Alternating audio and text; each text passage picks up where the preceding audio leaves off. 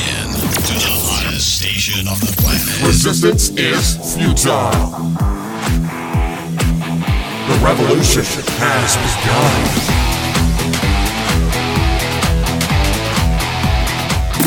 You're listening to Rebelpreneur Radio, helping you break the rules and build the business you need for the life you want. And now, broadcasting his pirate signal from somewhere beyond the status quo, here's your host, best-selling author, marketing and media strategist, Ralph Brogden.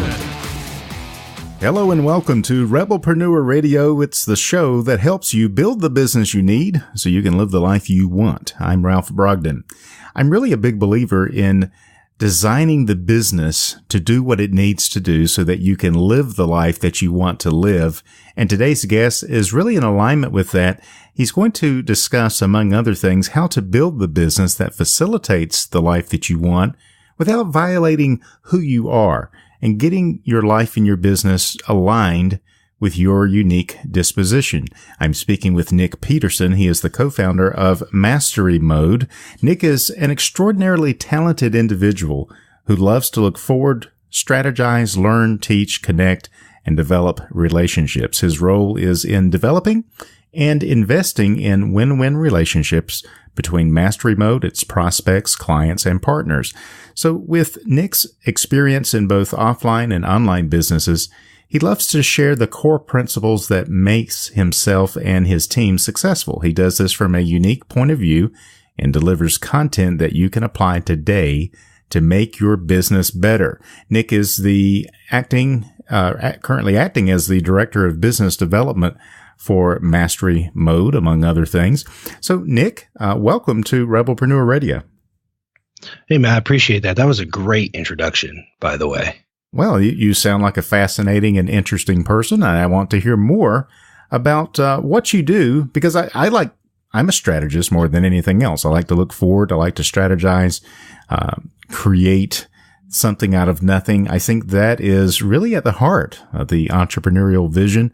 And I want to hear how you do that. First, tell us, how did you get started in this area of life and business? What's your story? Oh, man, that's a long one. I think my sophomore year in high school is, I'm just going to be transparent here. I don't share this often, but I had a girlfriend who broke up with me, and it was like the end of the world for me, right? Because I was lighter than her. Like, I weighed less than she did. And that is the first time in my life where I said, hey, I have a problem and I will do anything to fix it. Like, that will never happen again. And I just lifted weights all the time, got into sports. And that was really the first time I experienced, like, whoa, I have this problem. And if I just shut my mouth and do the thing, I can solve it. And that kind of got into, like, my first business was a gym. And I spent the first 3 years sleeping on the floor of the gym. And at some point I said, you know what? Way back when I had this problem and I solved it, and now I have another problem. I don't want to be homeless anymore. And so I said, I'm going to put the same kind of effort and attention and in the whole fitness thing. I went and sought the best of the best. That's how I figured it out. So I applied the same freaking principles, right? Like, who's the best of the best? I started talking to people, joined some groups, built a nutrition company, sold both the gym and the nutrition company, and said, I want to show other people how to do this. Built a company that showed other people how to open a gym and launch a gym. And that went from 0 to 1.2 million a month really, really quick in like 4 months. Wow. That's pretty astounding. It was it was just quick turnaround, wild ride. But that's what happens, right? When you solve a problem, when you solve your own problem and then turn around and offer to do it for other people, like, those things happen really quick. So that is really where I think I started getting on the radar of people, business owners and people aspiring to be business owners. Was like, hey, how did you do that? Can you help me? Yada, yada, yada. And so it took me a long time. I joined all these masterminds, and I built this huge network of people. We have a mutual friend, Steve Sims. Yes. The Abraham group, Jay Abraham, very close with them. And we built this network, and it wasn't until recently that I was comfortable saying, hey, look, I'm ready to like step into a consulting role for just business in general. And it's been about a year and a half now.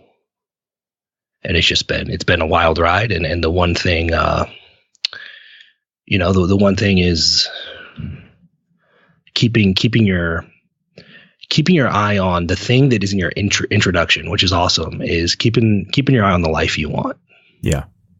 I think that's the best thing you can do as somebody consulting anybody on anything, even in fitness. It was like, well, what's the point, right?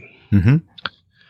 And so that's just the position I've adopted that position, and it really resonates with people. I think it makes a lot of sense because, realistically, you could spend a lot of time, energy, emotion, and money building something, and then it just becomes a weight, and it becomes a burden instead of a blessing. On your Mastery Mode website, masterymode.com, you talk about a typical business. And for you, how you describe a typical business, and I think that this is very, very common, especially for self-employed people, business owners. A typical business is massive workload, constant issues, one-off solutions, and a 24/7 grind. Tell us a little bit more about who you help. What do you do for people, for business owners? Describe that wake up that happens when they realize, man, this business is more of a burden than a blessing, especially to me. Yeah, and that's the first question is like, what's the point, right? Because when I say, hey, tell me what you want your life to look like, and they say, well, 6 million a year or 10 million a year. I say, no. What did your life need to look like? And you realize they haven't actually thought about that in a while. Yeah. And so that's really step one is identify that, and then you can kind of reverse engineer, what the business needs to look like. Which again, I love that that's what you're all about. And once you do that, you can start identifying, and this is what people do when they're stuck on a number or a size. They want to have X amount of revenue or X number of employees or whatever. They start forcing growth when the magic is in removing the limiting factors, right? So the person that is perfect for us, that we can help the most, is they've had some success, right? They're not going from 0 to 1. We don't do that anymore. That's really hard. Yeah. They've had some success. And instead of removing the limit to growth, whatever that may be, they're just trying to force more of that success, right? And I always say force creates counterforce, right? And the returns become more and more diminished, and you work more and more hours with less and less of a return. People that are there, which is where most businesses are, if your thought is, I need to grow my business today, you're probably there. Those are the people we can help the most, because we can quickly identify the limiting factor and remove it, or help them identify it and remove it. And the return on that effort is so much greater. That makes a lot of sense. Now, when you're talking about the limiting factor that's hindering growth, and I want to get you to elaborate on that and maybe name some of those limitations. But the first thing that comes to my mind for most small business owners, most self-employed business people, is they are the biggest limitation. Is that your experience as well? Yes. Almost without fail. There are some people that have other issues, but they're already doing 5, 6, 7 million a year. They're usually cruising. Without fail, we are our own limiting factor. Like, that's always, it may just be overcomplicating things. Oftentimes it is a need to be busy. because that's what we do, right? We got to put out all these fires. And doing a lot of things, like if the limiting factor, for example, we just talked to somebody and the limiting factor was actually number of sales calls, because they close like 85% of their calls, which is pretty freaking good.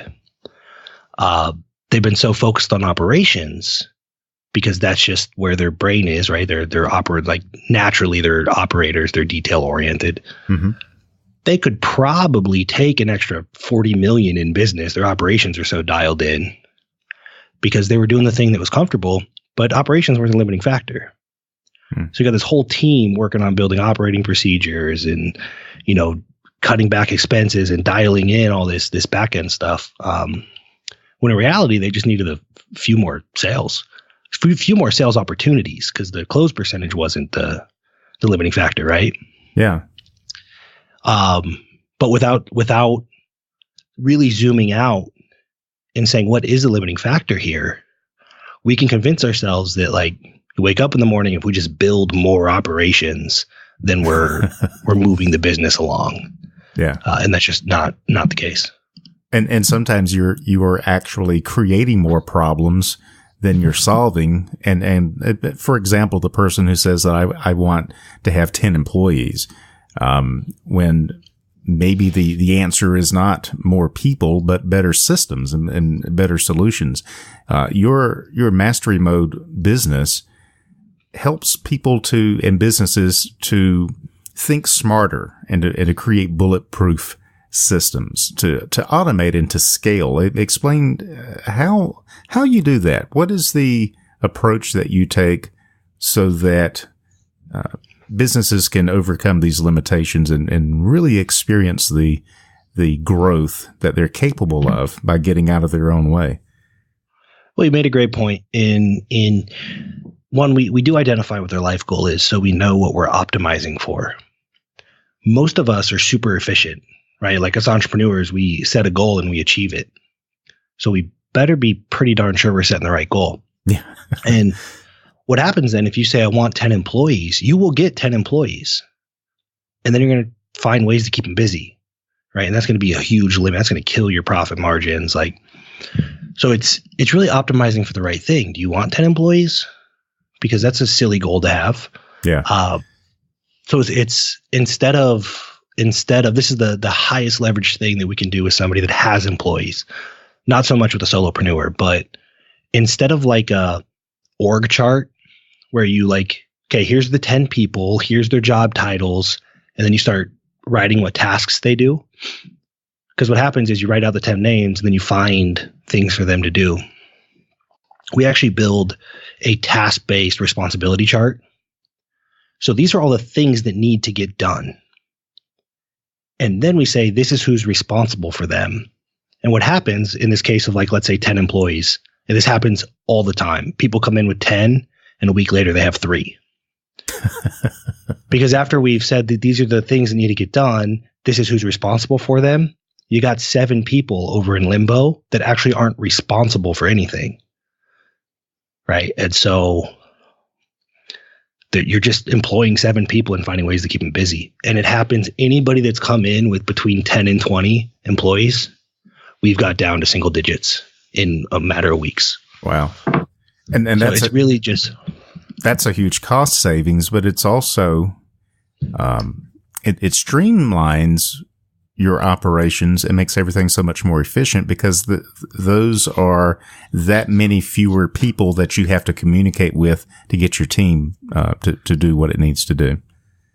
Oh yeah. I think when you go from 10 employees to 3, you go from hundreds of lines of potential communication to like 9, which is exponentially more efficient. Yeah. Yeah. Tell us more about this wake up process. What does it take to get an owner to realize, I've built something that is not giving me the life that I want, and it's not taking me where I want it to go. But what has to happen for them to wake up and realize that this has to change? Here's the question I ask. And you probably have a better exercise than I do, but I say, okay, here, an example would be like, where's your business at right now? And they say, I do about 30 grand a month. I say, cool. Where did you say you want it to be? I say, well, I'd like to be at like 90 grand a month. I say, okay. And you're doing 60-hour days or 60-hour weeks. So given what you have right now with this system and this process, you're gonna have to do 180-hour weeks to do 90 grand a month. Right? So like, you want to triple this business. What does your life look like at 3 times the amount of work, assuming you don't make any changes, right? And their eyes just like they've never even thought about that. They just thought they would grind through it and figure it out later. And the math doesn't even work. Like if you just sit back and think about, like you're shooting for $100,000 a month and you're killing yourself for 25. Something's got to change. Just like mathematically, mechanically, something has to change. Yeah. And surprisingly, as obvious as that is, when we have that conversation, you realize that they've never even thought about it. Interesting. And I think a lot of people in these examples that you're sharing, also focusing on gross revenue or how much I'm going to do in sales this month. It's possible that you could slash your staff, be more profitable and not have to do the 90, but make more money at 30 than the 90 a month. Yep. I had somebody say, we did this, but we only saved, and they do about $200,000 a month at, I think, 20% profit margins, just for the sake of easy math, right? Mm-hmm. So, well, we did that thing, but we only saved 20 grand. I said, at 20% profit margins, that's the equivalent of adding 100 in revenue, right? Yeah. And you just saw, again, it's just something they never thought about. They're like, whoa, you're right. And it's just those are the conversations. And that's why I think like that's the benefit really of working with somebody that has that third party perspective, that has seen it enough times to have that conversation. Because it's fairly simple stuff. It's just stuff you don't think about when you've been optimizing. Again, you've been optimizing for revenue. You never step back and say, is that the thing I should be optimizing for? Very interesting. Well, that's a completely different type of mind shift from what we're typically used to thinking about. And I think entrepreneurs, rebelpreneurs, I think we get caught up in our business. We're just going in there and working and doing and not really stepping outside like you're doing with the strategist with a big picture view to really look at what you're doing and why you're doing it. How could someone begin to improve in this area, particularly when they're trying to align their business and their life and do it in a way that is going to be congruent with who they are and what they're trying to accomplish? Is there some steps, things that we could give them here on the show that would get them at least thinking and moving in the right direction? Yeah, I think the biggest one is, and I get a lot of feedback on this one because it's so counterintuitive to it's not the way we operate as entrepreneurs, or as you call the rebelpreneurs, is established, because we have this mindset that like whatever it takes. Yeah. Right. And then we end up with that Pyrrhic victory where we won at the cost of everything. Scorched earth and broken relationships and burned the business down, but I did it. Exactly. And so I think it's good to step back and think about or write down. And we do this with a lot of people. What are your non-negotiables? Right? Like, you want to be home by 5 because you got kids. You refuse to miss another baseball game. Your wife said she's going to divorce you if you don't come home for 12 days in a row again, right? And you set that, which totally goes against the way our brain works, because we're like, whatever it takes. And then as you make decisions, you weigh them against, well, let's say a new contract comes in and the number is huge and you're like, okay, I can handle this. You say, wait a minute. am I going to miss my kid's baseball game? Will I get home by 5? And you'll start making different decisions. And so I think that's the highest leverage thing you do is say, like, not what are the things I don't want to do? Like, you got to do stuff you don't want to do. But what are the non-negotiables of your life? And then you just weigh your decisions against those. I call them bumpers. I just wrote a book called Bumpers. And it just talks about, like, your high effort, your gung ho. As long as you stay, out of the gutter, we put the bumpers up, you're going to be just fine. And establishing where the gutters are, I think is super high leverage for most of the people that are probably listening that will do anything to get whatever it is they think they want. I love that. Yeah. And I like what you said, because it's really important to do this in advance and not wait until you're in the moment, when that big deal comes in or this great opportunity comes up and you jump at it, but you've not already predetermined what your values are, what your non-negotiables are. And so you'll end up sabotaging eventually because you've not made those strategic decisions in advance that tells you and instructs you and informs your decisions moving forward. So I think that's really critical.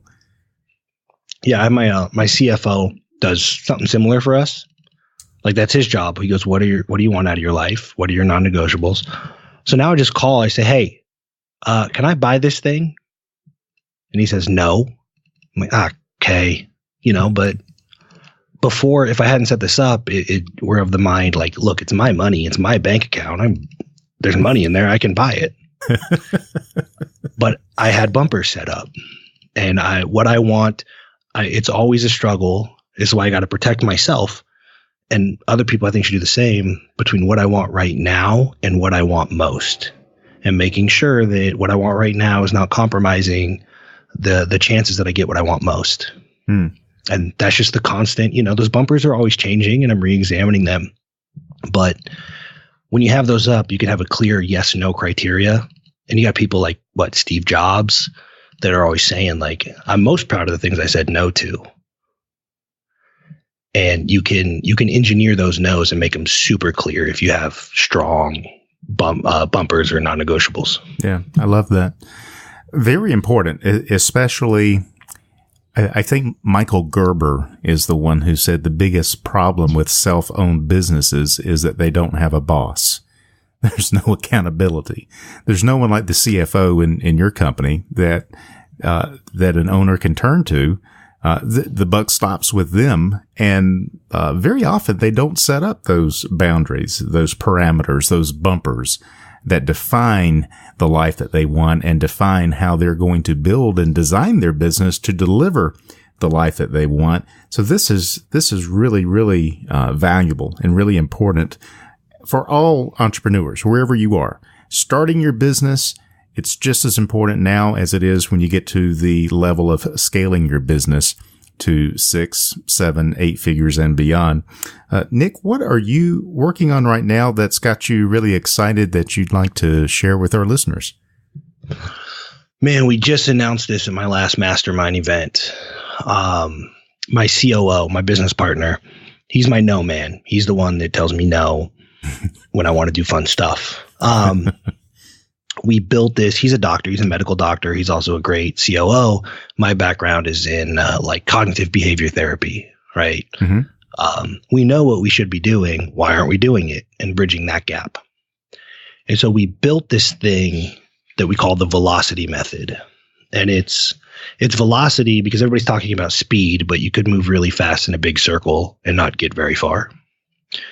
So we're really focused on moving fast in the direction that you want to go.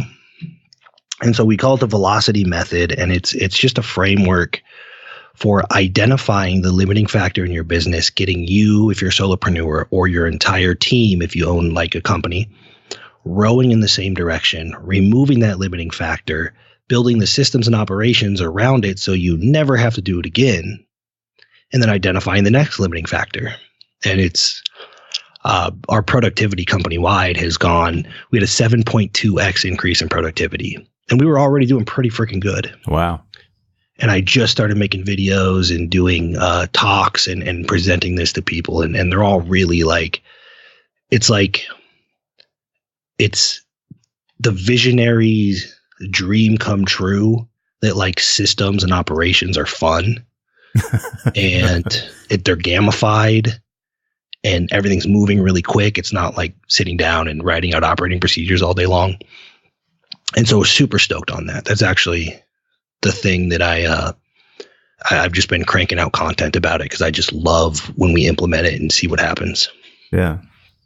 Very exciting. So if our listeners want to find out more about the velocity method and about mastery mode, I encourage you to go check it out, masterymode.com, and find out more about what Nick and his team are doing with the velocity method and the other things to help you to think smarter about your business and to create those bulletproof systems that are going to help you go from a typical business that is struggling with constant issues and fires that have to be put out to mastering your business. And I appreciate your time and your wisdom, Nick, sharing with us. Any final thoughts you'd like to leave us with? Yeah, because I think it's congruent with your message and your people. There's one quote that has changed the trajectory of my life, and I share it with people all the time. And that is that nobody wins a race they don't want to be in. And so if you're trying to be like someone else or whatever, like you can't win that race. So really have to identify what it is that you want, and you run that race. And that's, I repeat that to myself all the time. Like, nobody wins a race they don't want to be in. That is very, very profound. I've written that down. I think that's something that we're going to have to meditate on. A lot of wisdom and truth there. Nick Peterson is the co-founder of Mastery Mode. He is an extraordinarily talented individual who is a strategist, a teacher, and he helps to connect and develop relationships. You can find out more at masterymode.com and check out the velocity method and see what it can do for your business as well. Nick, this has been a real pleasure. Thank you so much for your time and for sharing your wisdom with us here on Rebelpreneur Radio. I really appreciate it. Thank you. Appreciate the time. You've been listening to Rebelpreneur Radio with Ralph Brogden. Download the show notes and much more at rebelpreneur.com.